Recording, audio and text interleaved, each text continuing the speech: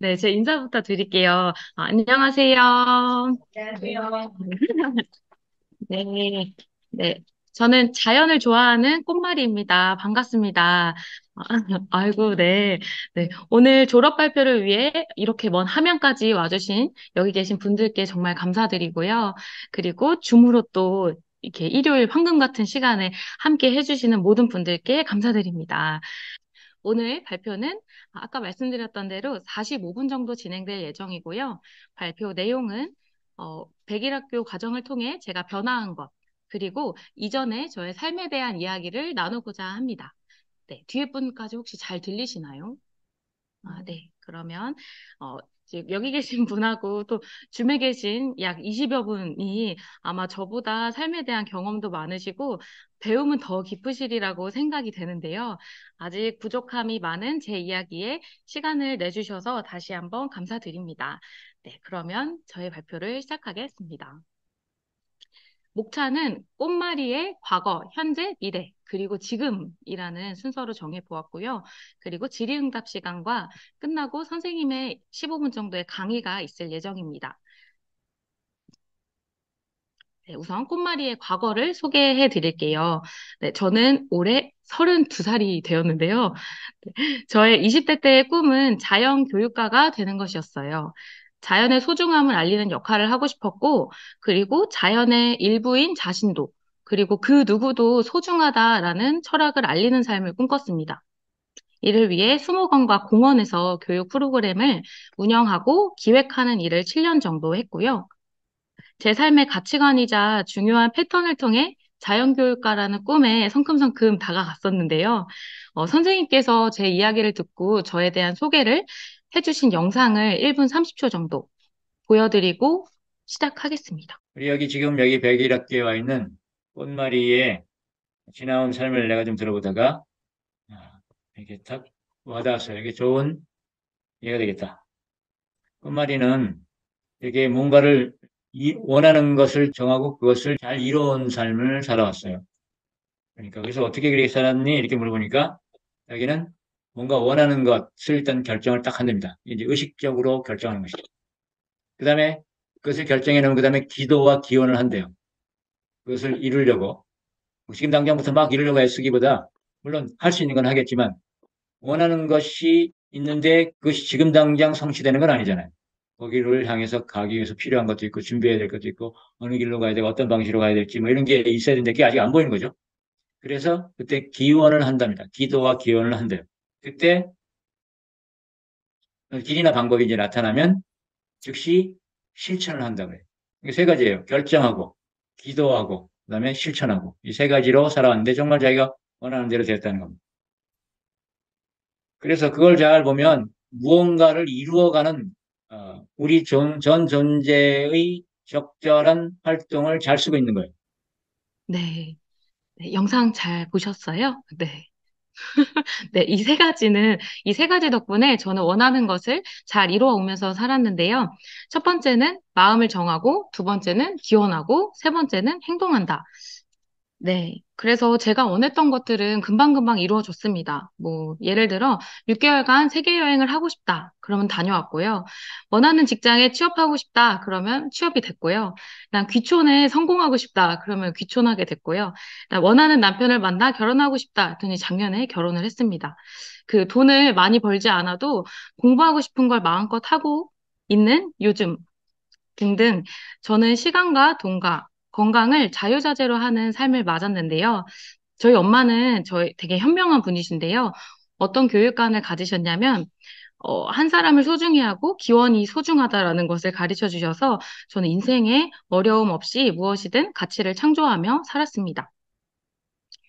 이 이야기만 들었을 때는, 아, 참, 팔자가 좋다. 라던가, 아, 복이 많네. 라고 하실 것 같은데요. 저도 그런 줄 알았습니다. 하지만 어린 선생님은 제 이야기를 들으시고 그 속에 어떤 이치가 들어있는지 네, 이야기를 해주셨는데요.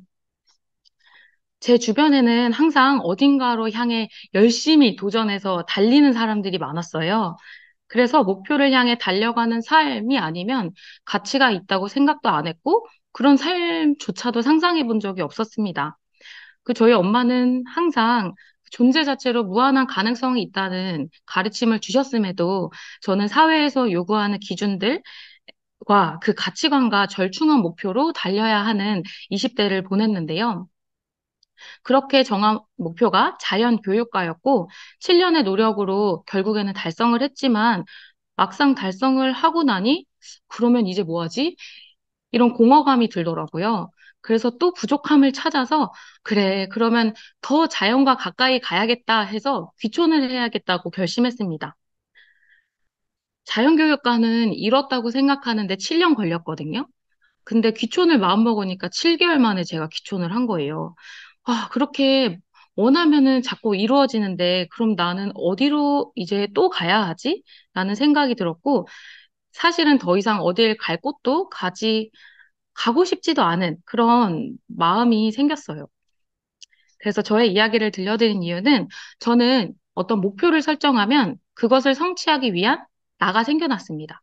아, 자연교육가가 돼야지 하는 이런 나가 생겨났고, 그를 위해 자격증을 따고 취업을 하고 경력을 쌓아서 결국엔 목표를 이뤘어요. 근데 그 목표를 다 이루고 나면, 이게 달성되고 나면, 이 전체 처음에 생겼던 나는 없어지고 또 다른 나를 만들어야 되는 거예요. 근데 정작 이렇게 경주마처럼 달려만 갔지, 이 경주마인 나에 대해서는 정말 진지하게 제대로 탐구해 본 적이 없었다는 것을 발견했습니다. 근데 저의 무의식에서는, 아, 진짜 나의 존재는 무엇일까라고 깊이 알고 싶어 하는 그런 마음이 있었던 것 같습니다. 네, 그래서 선생님을 만나서 아, 복 많은 인생이구나, 감사하다라는 그런 생각의 차원이 아니라 그 이치를 알고 의미를 통찰하는 깊은 차원으로 가고 싶어 하는 마음이 무의식에서 올라오고 있었습니다. 그 이후로 더 의식적으로 아, 내 인생이란 건 진짜 무엇일까? 또는 아, 어떻게 살아야 될까? 라는 질문을 품게 됐는데요. 사실 작년 저의 상황은 이 위대한 개츠비처럼 시간도 있었고 돈도 있었고 건강까지 다 갖춘 그 꿈에 그린 아파트 이름 같은 환경이었어요. 근데 집에서 제가 넷플릭스만 보더라고요. 하루에 12시간씩. 그리고 계속 누워 있었어요. 그러니까 마음은 무기력해지고 공허해지고 그 괴로운 마음이 들더라고요. 그럼 괴로우니까 아, 먹으면서 잠시라도 괴로움을 달랬고 이렇게 됐어요. 네, 제가 1년 만에 15kg를 증량에 성공했어요. 진짜 이렇게, 네, 됐습니다. 그러니까 아무래도, 아, 이제는 몸과 마음까지 다 망가졌구나 하면서 굉장히 괴로운 나날을 보냈는데요. 그때, 아, 이래선 안 되겠다. 이제 예전에 해왔던 대로 또 목표를 세우고 또 달려가야겠다 해서 대학원에 진학했습니다. 대학원에서 교수님을 만나고 또 선배를 만나면서 이곳 함양까지 저를 오게 한 인연이 있었는데요. 처음에 이곳에서 백일학교를 먼저 한 것이 아니라 힐링 퀘스트, 치유의 질문이라는 교육과정을 먼저 시작했습니다. 그래서 이를 통해 자존감이 좀 회복이 됐고요. 기쁨을 발견하고 나는 진짜 무엇일까? 그리고 내 마음의 불편함은 내 존재의 전체가 아니구나 라는 것을 알면서 아, 그럼 나로부터 자유로워진다는 것은 도대체 무슨 의미일까? 라는 궁금함이 생겼습니다. 그렇게 저의 백일학교가 시작이 됐고요. 사실은 그 졸업하는 오늘이지만 오늘 태안으로 돌아가거든요. 근데 솔직히 고백하자면 뭐 백일학교 끝났다고 막 막힌 그런 막 드라마틱한 변화는 없어요. 없는데 다만 저의 에너지를 기존에는 밖에 주로 사용했다면 이제는 그 방향을 안으로 조금씩 전환하는 중이라는 점이 변화라고 할 수 있지 않을까 합니다. 네, 그 과정을 담은 백일학교 이야기를 지금부터 들려드리도록 하겠습니다. 네, 이제부터는 꽃말이의 현재인데요. 청년 백일학교의 과목은 두 과목으로 나뉩니다. 첫 번째는 현상을 다루는 분야, 두 번째는 본질 탐구인데요. 현상 다루기는 자신의 기질로 편중된 부분을 균형 잡고 또 현상적인 자기 한계를 극복할 수 있는 것이라는 의미가 있고요. 본질 탐구는 이 모든 의식적 경험의 근본은 무엇인지를 탐구하는 과정입니다.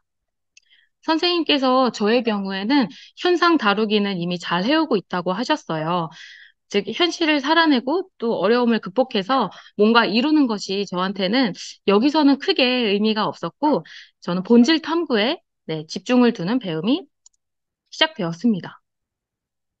네, 본질 탐구에서는 가장 중요한 개념이 감지라고 하는데요. 감지라고 하면 저는 뭐 감지 센서, 뭐 감지되다, 뭐 이런 그냥 사전적 의미와 비슷한 느낌으로만 갖고 있었었던 개념이었는데 이곳은 조금 다른 개념을 갖고 있어요. 자신의 몸과 에너지와 의식에서 일어나는 느낌을 세밀하게 관찰하고 보고 느끼게 해줘서 그것들로 이루어진 마음의 구조를 발견하게 하는 도구다라고 가르치는데요. 이렇게만 들어서는 개념이라서 저는 경험적으로 이해가 잘 안 됐지만 백일학교에서 경험한 저의 감지의 개념 두 가지를 소개합니다. 첫 번째는 모든 세계는 다 내 느낌의 세계구나 라는 것과 두 번째는 내면의 느낌을 보는 것, 즉, 내 마음 안에 주의를 드리는 것입니다. 감지에 대한 저의 경험은 조금 뒤에 자세히 설명드리기로 하고요. 백일학교 그간의 일상과 경험을 소개하겠습니다. 10월 18일에 입소를 했어요. 그 굉장히 멋진 가을날 입소를 했고, 첫날 선생님께서는 목표를 세 가지 정해보라고 하셨습니다. 그래서 첫 번째는 그 꼬리표 떼고, 이름표 떼고, 나는 누구인가에 대한 질문에 답을 할 수 있는 자신이 되고 싶다. 그리고 두 번째는 어떤 사람, 어떤 상황에도 휘둘리지 않는 자신이 되고 싶다.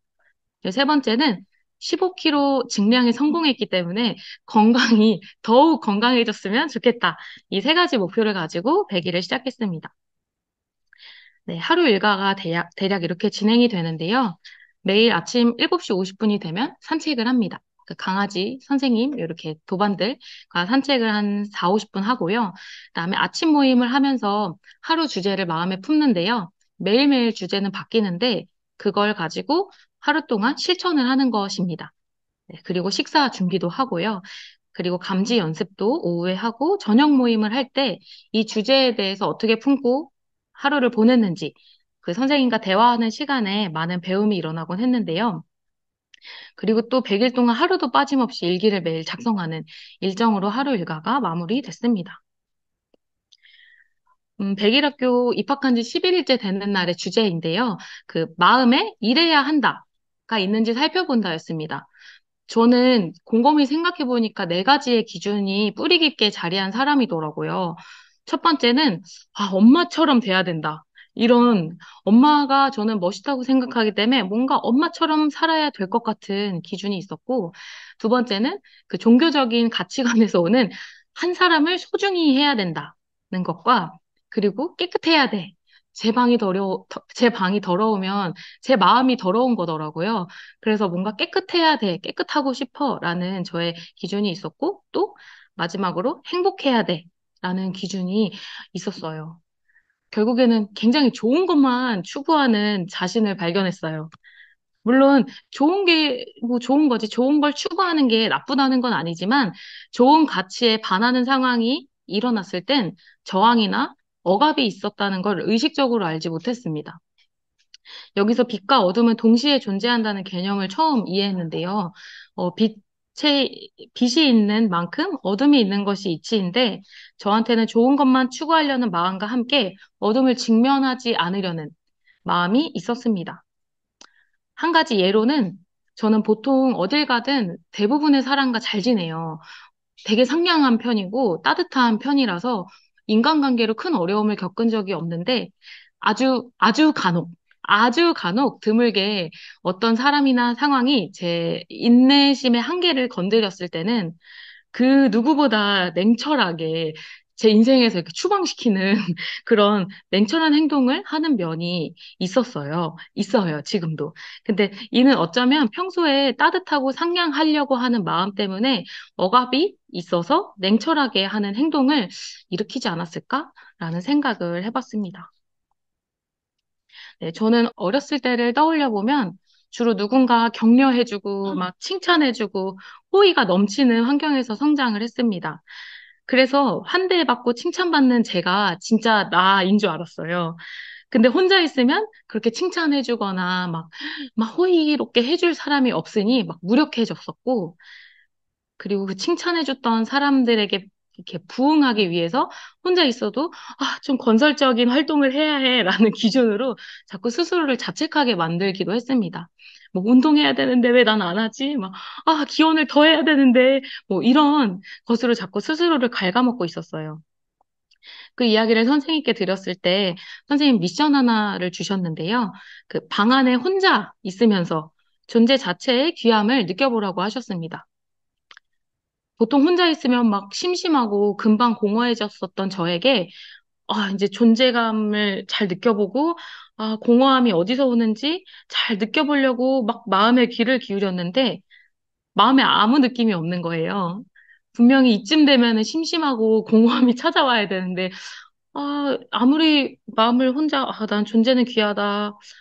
마음을 들여다보자 하는데 공허감도 안 느껴지고 무기력감도 안 느껴지더라고요. 그래서 왜 아무 느낌이 안 느껴지지? 공허해야 되는데 왜 안 공허하지? 라고 생각을 하니 결국에는 의미 있어야 돼. 건설적이어야 돼. 기원을 더 많이 해야 돼. 라는 생각이 없으니 당연히 그 공허함이 일어나지 않았던 거예요. 그 생각과 공허함은 짝꿍처럼 연결돼 있었던 것인데 제가 제 마음의 귀를 기울이는 생각을 하고 있으니 공허감이 느껴지지 않았던 것이죠. 그래서 어떤 기준이 상황을 만나서 느낌이 생겨나는 건데, 어떤 걸 해야 해 라는 기준이 없으니 혼자 있어도 공허감이 느껴지지 않는 것이었습니다. 이게 되게 상식적인 거 아니야? 당연한 거 아니야? 라고 생각하실 수 있는데, 저는 놀라웠어요. 네. 그래서 선생님께 배운 것을 제가 이해한 바로 정리를 해보면, 느낌들은 하늘의 구름처럼 실시간으로 생겨나고 지나가고를 반복하듯이 마음이라는 하늘에서 작용하고 있는 것임을 알게 되었습니다. 그 하늘이 결코 구름은 아니듯이 그런 느낌도 내가 아니다라는 이해가 조금 생기게 됐는데요. 사실 요즘 저의 친구들한테 물어보면 넌 인생의 목표가 뭐야? 하면은 행복이지라고 얘기를 많이 합니다. 근데 그 행복감조차도 느낌일 뿐이고 내가 아니라는 이해가 좀 신선하게 다가왔는데요. 제가 기존에는 어떤 힘든 일 또는 어려운 일이 닥쳤을 때 어떻게 해결했는지, 어떻게 조화와 균형을 이루었는지를 소개드리고자 합니다. 우선 그 설명을 먼저 드리면, 뭔가 기분 나쁜 감정, 힘든 감정이 올라오면 우선 기원을 해요. 그러면, 내가 이런 걸 변해야겠다 하면 이제 노력을 해요. 그러면 진짜 변하겠죠? 그러면, 변했네, 감사하다 하고, 정말 제일 좋은 방향으로 가게 되는구나를 경험하며 살아왔습니다. 그 예를 들어 사진에 보이는 네, 이렇게 저희 부장님이셨는데요. 지금은 수목원의 원장님이 되신 아주 훌륭한 부장님이신데 처음에 제가 입사했을 때 엄청 괴롭히셨어요. 뭐 기획서만 가져가면 오탈자부터 뭐 내용이 어떻다느니 그거는 괜찮은데 자꾸 청와대 수준으로 해와라 막 이렇게 소리를 지르셨어요. 우린 청와대가 아닌데. 그래서 왜 그러실까 너무 괴롭다 하고 기원을 시작했습니다. 보통 어떤 내용을 기원했냐면요. 정말 부장님이 나를 좀 수호천사처럼 도움을 주는 사람으로 변했으면 좋겠다. 그리고 나도 부장님이 생각하는 것 이상으로 업무를 잘했으면 좋겠다. 근데 그 기원을 하다 보면은, 우리 수목원이 잘 돼야 될 텐데, 이러면서 이제 그 기관의 번영을 기원하고요. 그래도 우리 부장님이 행복했으면 좋겠다. 이러면서 부장님의 행복까지 적고 기원을 합니다. 그렇게 기원하고 출근을 하면 뭔가 부장님이 뭘 필요로 하지 않으실까? 뭐, 우리 수목원이 잘 되려면 이런 사내 동아리는 하나 있으면 좋을 것 같은데? 라고 제안을 하면 그때부터 뭔가 부장님이 얘 봐라. 이런 생각까지 한다고 하면서 칭찬해 주시고 또는 인정해 주시는 모습으로 바뀌어 갔는데요. 결국엔 제가 결혼할 때랑 그리고 퇴사할 때 가장 아쉬워하시면서 가장 많은 응원을 해주셨던 분으로 네, 네, 이제 헤어지게 되었어요. 근데 이렇게 또 현상이 바뀌니 기뻤고 이게 가장 조화로운 방향이구나라는 걸 깨달았고 제 인생의 꽤 많은 부분에서 이렇게 조화와 균형을 이루면서 살아왔었는데요. 근데 백일학교는 달랐습니다. 네, 백일학교에서는 부정적인 감정, 뭐 상황을 딱 만나면 그것을 관찰하는 거예요. 좋고 싫음 없이, 어떤 판단도 없이 그 느낌 자체를 관찰하는 겁니다. 그러면 이 느낌을 나는 이제 보는 입장이 되니, 아, 느낌이 내가 아니네? 라는 것을 알고 그 느낌을 계속 보면 사라지더라고요. 그리고 나서 어떤 행동을 하면 자연스럽게 조화롭게 되어지거나 균형 있게 되어가는 것을 경험했습니다. 네, 그래서 구체적인 예를 하나 들어 설명해 드리자면, 저는 가장 싫어하는 음식이 오이예요. 어렸을 때 급식에 나온 오이를 선생님이 정말 폭력적인 강요로 막 입에 우겨넣고 구역질을 하면서 먹었던 기억이 있거든요. 그리고 그 급식을 다 못 먹으면 오후 수업 시작을 했는데도 친구들 앞에서 이렇게 급식판을 들고 서 있어야 했던 그런 수치심 등 저는 오이가 참 싫어요. 근데 그 얘기를 들으신 월인 선생님께서 그럼 오이를 한번 먹어보자라고 하셨습니다. 그 오이를 먹을 때 대신에 과거의 그런 경험을 떠올리지 않고 지금 입에 넣은 오이의 느낌, 오이의 향, 오이의 질감에만 집중하라 라고 하셨어요. 그래서 아주 조금 떼서 입에 넣으면서 먹기 시작했는데요. 처음엔 당연히 좀 역했어요. 아, 이 향이지 했는데 끝까지 잘 씹어보라고 하셔서 씹었더니 오이에서 시원한 향이 아니라 고소한 향이 나는 거예요. 오이가 고소하더라고요. 그래서 다 넘겼는데 그 남아있던 기분 나쁜 향이 아니라 곡물 향이 목에서 자꾸 올라오더라고요. 그래서 아, 과거의 경험 따위는 어느새 지나가고 어머, 어떻게 이렇게 곡물 향이 나지 오이에서 하면서 되게 신기했던 경험이 있는데요. 그 오이가 과거에 그런 힘들었던 경험과 왜곡되게 연결되어 있었던 것도 있었지만 오이를 한 번도 싫어한다는 그 이유로 오이 자체를 진짜로 느껴본 적이 없었던 거예요. 근데 막상 느껴보니까 괜찮더라고요. 그래서 이제는 한여름에 오이 냉국, 오이 무침, 도토리묵 무침, 콩국수 등 나와도 막 이렇게, 이렇게 안 하고 그냥 모두와 조화를 이루면서 먹을 수 있을 만큼 조금 변화했습니다. 그래서 기존의 방식도 변화를 이루는 데는 훌륭한 방법이었어요. 근데 기원하고 애쓰고 노고했던 경험들이 좀 떠오르는데요. 백일학교에서는 부정적인 감정 그 속에 들어가서가 아니라 조금 전체에 가까운 순수한 어떤 보는 봄의 관점에서 관찰함으로써 조화롭게 되어져 간다라는 경험이 저는 가장 인상 깊었습니다. 귀여워. 네. 여기 계신 분은 아마 다 오늘 보신 밤이라는 강아지인데요. 이 밤이의 꼬리를 좀 중점적으로 한번 더 봐주시겠어요? 다시 한번 동영상 틀어드릴게요. 네, 꼬리가 살랑거리고. 저는 감지 연습을 하던 중에 이 강아지의 꼬리를 보고 깜짝 놀랐는데요. 아니, 분명히 눈으로 꼬리를 봤는데 꼬리에서 부드럽다. 아, 꼬리가 참 탄력 있다. 어떻게 저렇게 살랑거리지? 라는 생각을 하더라고요. 근데 분명 눈으로 보면 촉감인 부드러움, 뭐 탄력 있음, 이런 게 느껴질 수 없잖아요. 눈으로만 보는 건데. 이거는 색깔만 구별하는 감각기관이라고 배웠거든요. 근데 왜 나한테는 부드럽고 탄력까지 느껴질까? 이 꼬리를 봤는데. 그래서 선생님께 배운 바로는, 아, 마음이 과거의 경험의 느낌을 불러일으키는구나, 라는 것을 처음 알게 되었습니다.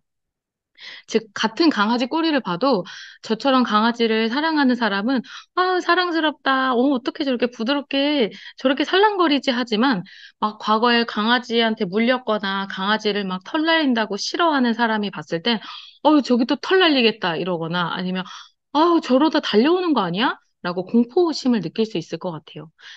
이렇게 같은 것을 봐도 다 다른 느낌으로 받아들이고 내 느낌에서 보여진다는 것입니다. 그리고 동물뿐만 아니라 식물을 감지했을 때도 비슷한 경험이 있는데요. 그, 여기 돌아다니다가 깻잎처럼 생긴 이파리를 발견해서, 아, 한번 감지로 볼까? 하고, 과거의 그런 경험이나, 아, 이거는 뭐 이름이 이렇지, 뭐, 아, 저거는 여름에는 뭐 열매가 참 잘 열리는 식물이야. 라는 그런 지식을 다 빼고, 온전히 잎의 모양, 뭐, 잎맥이 참 깊게 파여 있네. 아, 여기가 이렇게 상해 있구나. 아, 되게 잔털이 있었네? 하는 식으로 주의를 아주 많이 보내서 자세히 보니까요. 갑자기 어느 순간 입 전체가 동영상처럼 우글우글 애벌레가 막 파도처럼 기어다니는 거예요. 그냥 잎인데. 그래서 너무 놀랐어요. 그래서 착시 현상인가 하고 눈을 깜빡다 떴다 감았다 떴다 했지만 계속 그 동영상처럼 움직이더라고요. 그래서 왜 그렇게 보였을까? 아니, 어떤 저의 그런 과거의 경험이 아니라 지금의 깻잎 자체의 느낌에 주의를 기울이니까 제가 처음에, 그러니까 예전에는 보지 못했던 모습을 봤던 것입니다. 즉, 깻잎이라는 과거 생각으로 보지 않고 지금 살아 움직이는 잎의 느낌을 경험한 것인데요. 그래서 너무 신기했던 것이요.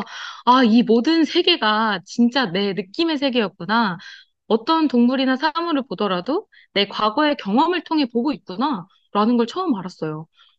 지금 이것도 다 내 세계고, 이 공간을 봐도 다 내 세계고, 절대 저 나뭇잎과 똑같이 생각하고 볼 수 없잖아요. 내 느낌의 세계에서만 사는구나. 라는 게 전 너무 신기했어요. 그런데 그 어떤 대상을 제가 볼 때 지금에 가까운 느낌으로 주의를 기울이고 본다면 매 순간 변화하는 생생함을 느낄 수 있겠네? 라는 생각이 들었고, 그러면 그렇게 괴롭다고 했던 공허함, 지루함, 뭐 이런 걸 느낄 틈이 없더라고요. 그래서 이것을 저에게 적용해 봤습니다.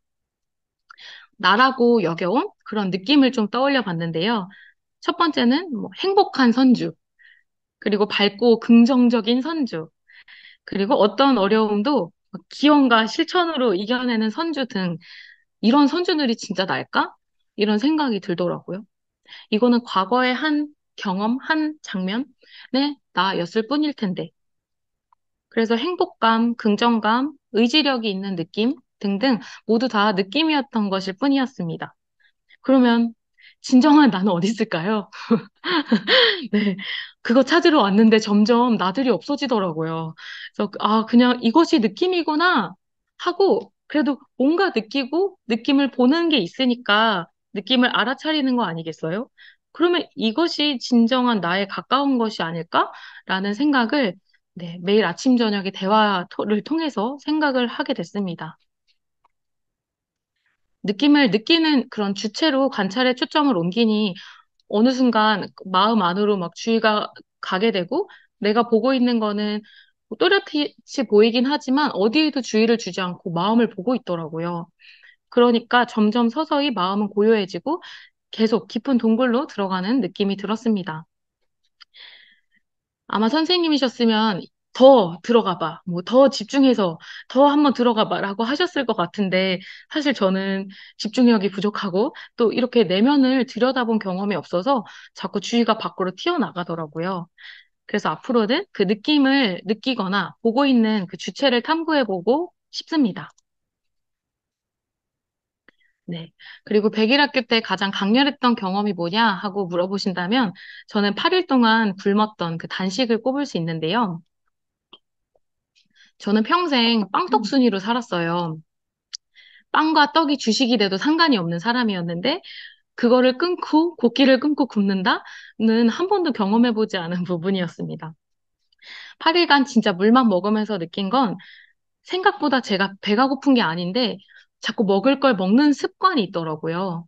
그래서, 왜 이런 습관이 생겼을까라고 돌아보니까 마음이 허기졌었구나. 마음이 허기졌을 때 자꾸 먹을 걸로 입을 막으면서 채워넣구나라는 생각을 하게 됐습니다. 근데 선생님께서는 느낌은 자연에서 주는 어떤 신호라고 하셨거든요. 그러면 이 마음의 허기짐은 무슨 신호를 나한테 주려고 온 걸까? 이렇게 생각을 해봤습니다. 그러니까 눈이 이렇게 보는 기능이라면 마음은 새로운 걸 찾는 기능을 가지고 있다고 해요. 그래서 내 마음은 어떤 새로운 변화가 필요해라고 마음이 계속 신호를 보내왔던 것이었습니다. 근데 자꾸 배가 고픈 거라고 생각하면서 먹었었어요. 그래서 스스로를 들여다보니 진짜 계속 먹을 걸 공급했고, 단식하는 동안에 진짜 배가 고파지면은 이렇게 생각했습니다. 아, 몸이 배고프다고 신호를 보내는구나. 하지만 난 단식 중이니까 배고파도 괜찮아. 하고 움직이거나 아니면 주의를 자꾸 다른 데 쏟고 실제로 식사 당번도 했고요. 굶으면서. 그리고 일상생활을 그대로 하면서 배고픔 자체에 주의를 안 주니까 힘들지 않더라고요. 근데 유일하게 딱 한 번 힘들었던 순간은 분명히 배를 느꼈을 땐 배가 고프지 않은데 제가 인터넷 쇼핑으로 먹을 걸 자꾸 시키고 있더라고요. 그, 자꾸 이렇게 밀키트를 시키고 과자를 막 이렇게 박스로 시키려고 하고 그런 자신을 발견했어요. 이것의 의미는 무엇일까? 네, 돌아봤는데, 결국엔 이 진짜 배가 아니라 이 생각이 왜곡된 느낌을 자꾸 불러일으키는구나. 자꾸 배고프다고 착각하게 만드는구나. 라는 것을 네, 느꼈습니다. 네, 이렇게 8일이 넘는 시간이 지났고, 지금은 8kg가 빠진 상태입니다. 건강이 더욱 건강해지는 네, 몸에 조금 다가갈 수 있었는데요. 그 배고픈 느낌이 날 때 먹는 것이지, 배고프지 않는데도 생각으로 먹고 싶어 하는지를 관찰하고 이것이 왜곡된 느낌임을 알아차리는 것이 중요하구나. 이것이 제가 몸으로 경험된 감지였습니다. 네. 벌써 재작년이네요. 저는 재작년 5월에 결혼을 했는데요. 그 5월 이후에 부끄러운 이야기지만 저는 남편에게 짜증을 일삼고 상처를 네, 많이 많이 주곤 했습니다. 네, 저희 엄마 아빠가 눈이 그렁그렁해지시네요. 네, 저희 엄마 아빠도 태진이한테 좀 더 잘해주지라고 네, 그런 얘기를 하셨거든요. 근데 제가 왜 남편한테 이렇게 화가 날까? 저는 누구한테 그렇게 화를 내면서 살았던 사람이 아닌데 남편한테는 갑자기 저도 모르는 이 치미는 화가 생기는 거예요. 그래서 여기서 배운 대로 화 자체를 관찰해 보았습니다. 화가 딱 나면은, 화가 났네? 화가 어디 있을까? 하면은 가슴 한켠에 불구덩이처럼 있네. 한번 이 화를 들여다보자. 약간 이렇게 그 화를 보려고 했어요. 근데, 화가 크기가 좀 줄어들고 있구나. 아, 점점 옅어지더라고요. 이것이 불편하지 않을 만큼이요.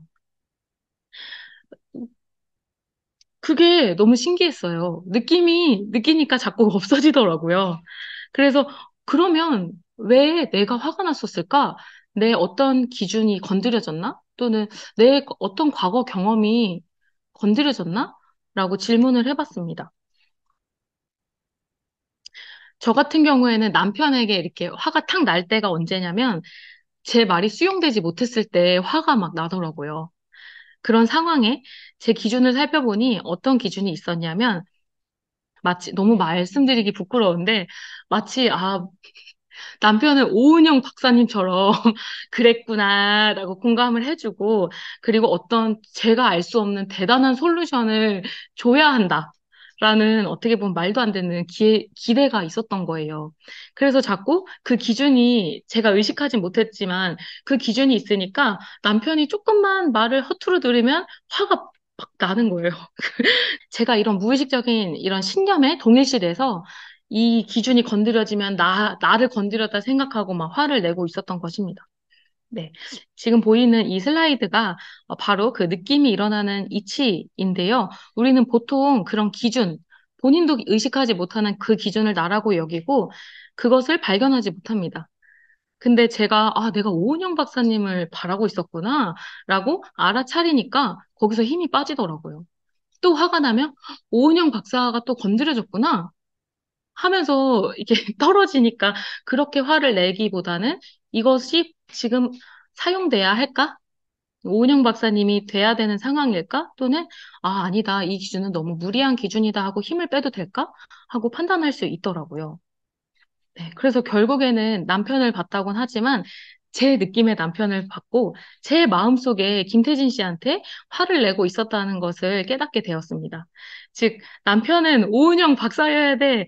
이런 말도 안 되는 기준이 짜증이 났었고 그 기준이 화를 냈었구나. 결국엔 내 느낌의 세계에서 일어나는 내 문제였구나. 라는 것을 굉장히 납득을 하게 되었습니다. 그래서 요즘은 남편한테 솔직하게 이야기하는데요. 태진 씨, 내 내면에서 지금 어떠한 기준과 경험이 화가 났어요. 이렇게, 이렇게 화를 내요. 그렇게 화를 내면 아마 이런 과거의 경험들의 영향인 것 같아요. 라고 하니까 남편은 이제 본인에게 직접 화를 낸다는 것이 아님을 알고, 이제 조금 차분해졌고, 그리고 저한테 주의를 보내고, 아, 그러면 이러이러한 것 같네요. 라고 경청해주기 시작했고요. 그리고 솔루션까지 제시하는 네, 남편으로 저도 바뀌고, 남편도 조금씩 바뀌고 있습니다. 이렇게 삶의 감지를 적용하기 위해서는 상대에 대한 나의 경험, 그리고 나의 기준이 만나는 때에 느낌이 일어나는 순간에 그 순간 자기를 보는 것이 참 중요한 것 같다고 경험이 되었습니다. 하지만 아직은 철저히 경험되어 가는 도상에 있습니다. 그리고 이것은 꽃말이의 미래 부분인데요. 그 얼마 전에 선생님의 깨어있기 수업 때 한 하루 종일 뭔지 모를 짜증과 답답함이 또 여기 언저리에 은은하게 깔려 있더라고요. 그래서 왜 이런 느낌의 신호가 나한테 왔을까라고 질문해 보니 초등학교 때 피아노를 배웠었던 경험이 갑자기 떠올랐습니다. 피아노 다닌 지 한 일주일도 안 됐을 때인데요. 그때 어떤 악보를 딱 보여주시고 선생님이 한번 쳐주시고 자, 이제 쳐봐 하는데 너무 막막한 거예요. 그래서 우선 알겠습니다 하고 막 치는데 안 되니까 나중에 제가 막 엉엉 울었어요. 그래서 선생님이 놀라서 왜 우니? 해서 모르겠어요. 이러니까 그래 그래 집에 가라 했고 다음날 또 피아노를 갔어요. 굉장히 무거운 마음으로 아 저걸 또 어떻게 치지 하고 갔는데 그 악보를 펼치는 순간 그냥 손이 처지는 거예요. 그냥 처지더라고요. 그래서 아니 어떻게 어제 그렇게 어려웠는데 왜 오늘은 잘 쳐지지? 라는 경험을 했었는데요. 그 경험을 지금의 이 은은한 짜증에 적용을 해보니, 아, 선생님이 하시는 말씀이 이제 조금 이해될 것 같은데, 더 깊이 이해하고 싶은 마음이 뭔가 안 되니까 짜증이 났던 거예요. 더 이해할 수 있을 것 같은데 하는데 안 돼요, 잘. 저는 호기심은 막 이만큼 있는데, 내면의 경험도 부족하고, 뭐 집중력도 아직은 부족하고, 그리고 세심하지 못하기 때문에, 아, 될 것 같은데 될 수 없을 것 같은 그 느낌이 짜증이 났었던 거예요. 그래서 아, 그러면 호기심이라도 있으니까 절반은 왔네. 그러면 나는 이제 곧 피아노 학원에서처럼 다음날 가면 갑자기 잘 쳐지는 그 도약을 이루겠네? 하면서 생각이, 의식이 그렇게 흐르더라고요. 아, 그래서 그러면 도약할 거니까 미래를 잘 맞이해야 되려면 계획을 세우자. 무슨 연습을 해야 되지? 무슨 책을 읽어야 되지? 하면서 계획을 세웠습니다. 이렇게 또다시 또 과거의 저의 습관대로 철저히 목표를 또 세우고 이렇게 경주마처럼 달려가려고 하는 저를 그 순간 발견했어요. 그 목표를 향한 자아가 또 생성되는 그 순간이었습니다. 근데 이제는 어떤 것을 또 목표하고 이 뭔가를 위해서 살아가는 것이 아니라 그냥 지금의 정성을 기울이면서 살아가는 것의 가치를 좀 삶에 적용해 보고 싶어졌습니다. 네, 이 슬라이드에 지금이라는 단어가 나오는데요. 비슷한 표현으로는 현재라는 표현이 있는데 지금과 현재의 차이를 혹시 아실까요? 네, 현재는 과거와 미래를 기반으로 한 것이라고 합니다. 과거, 현재, 미래라고 보통 쓰잖아요. 근데 지금은 그 과거, 현재, 미래와 상관없이 영원한 지금 이 순간에 집중하는 것을 의미한다고 합니다. 사실 저는 기질상 그렇게 차근차근, 뭐 세밀하게 꼼꼼하게 하는 것을 떠올리기만 해도 가슴에 고구마가 한 100개 차는 것 같은데요. 저의 이런 기질이 가진 장점은 뭐 대담하고 도전을 잘 하고 어디에 뭐 얽매이지 않는다는 장점이 있지만 어둠의 측면은 주의가 주로 밖을 향해서만 반응하고 뭔가 밖에만 초점을 맞추기 쉽다는 것입니다. 실제로 그렇게 외부에만 반응하면서 살아왔고요. 그래서 백일학교에서는 내면을 차근차근 세밀하게 살피고 분별하고를 배우는 과정이기 때문에 아, 나도 저것을 할 필요가 있구나라는 좀 전환의 필요성을 경험했는데요. 그 전환의 경험 두 가지를 소개를 하고 오늘 발표를 마치고자 합니다. 첫 번째는 스스로에게 질문을 한 적이 제가 없더라고요. 지금 느낌은 어떻지? 라던가 이 느낌을 느끼는 건 누굴까? 어떤 기준이 화가 나서 내가 지금 이 느낌을 느끼는 걸까? 하고 스스로를 돌아보기보단 막 남한테 말하면서 내가 지금 상황이 이런데 막 이런 상황에 내가 이렇게 그러해 막 말을 하면서 해결했던 저를 발견했어요. 그래서 자꾸 저에게 질문을 하다 보니까 주의가 안으로 들어가기 시작했고요. 두 번째는 이곳에서 식사 당번을 맡으면 일주일 내내 점심 저녁을 차려야 하는데요. 그 식사당번을 맡으면서였습니다. 불과 1년 전에 결혼 초반만 해도 저는 김치찌개를 3시간씩 끓였던 사람이거든요. 그래서 이 그림을 보면은 만약에 제가 현재의 마음이라면 내가 3시간이나 김치찌개를 끓이려고 애를 썼는데 라는 이미 지난 과거의 그런 생각과 남편이 퇴근했는데 맛없다고 하면 진짜 너무 절망적이겠다라고 오지도 않은 그런 미래를 현재 음식을 하면서 힘들다. 남편이 맛없다고 하면 어떡하지 하는 생각으로 현재를 살아가고 있었습니다. 근데 백일학교에서 음식하는 거에 재미를 들렸는지 그냥 아무런 과거 미래로 가지 않고 지금의 김치찌개에만 온전히 몰입해서 찌개를 맛있게 끓이더라고요. 그때만큼은 과거에도 미래에도 뭐 현재에도 가지 않는 자신을 발견했고, 어, 그리고 다 만들고 선생님을 비롯해서 도반을 위해 차렸던 식사가 맛이 어떻든 저한테 중요하지 않아지더라고요. 평가가 어떻든 제 마음이 이미 음식을 하면서 충분히 깊었으니까 그 말들에 좌지우지 되지 않는 마음 상태로 제가 밥을 먹더라고요. 근데 그게 매번 지속되는 게 전 너무 신기했습니다. 만약에 예전에 저였다면은 내가 만든 음식이야. 라고 이제 음식이 끝나고 이름 붙이고 그 내가 만든 음식을 상대가 어떻게 먹었냐에 따라 저도 막, 막 화도 났다가 또는 기뻤다가 했을 것인데요. 그 몰입한 그 자체로도 충분했기 때문에 지금에 있으면 내가 했다. 내가 만든 무엇이 없고 가벼워지더라고요. 그래서 음식을 정성껏 하면서 기쁨을 느끼고 결과에 대해선 자유로워진다.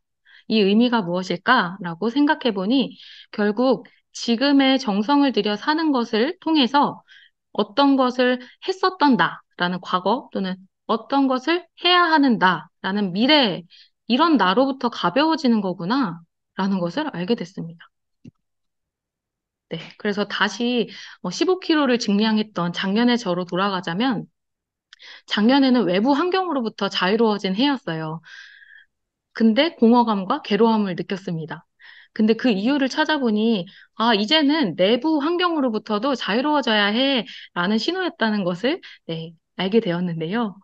그 자유로워져야 돼. 즉, 어떤 것을 위해서 살아야 해로부터 자유로워짐이 저한테는 필요했던 것입니다. 그래서 이제는 내면을 들여다보고 그리고 매 순간 정성을 기울이며 일상을 살아가는 것을 경험한 것이 100일간의 가장 큰 배움이었고 앞으로도 제가 할 것이라는 네, 정리가 되었는데요. 그래서 결국엔 뭐뭐를 위해 사는 삶이 아닌 지금의 정성을 쏟으며 균형 있는 삶으로 그리고 내면을 탐구하고 정성스러운 일상을 살아가고자 합니다. 네, 이렇게 저의 긴긴 이야기를 들어주셔서 모든 분들께 다시 한번 감사드리고 질의응답 시간을 갖도록 하겠습니다. 질문이 있으면 손을 들어주시면 되고요. 네. 주문, 채팅이나 말로 해주셔도 됩니다. 감사합니다.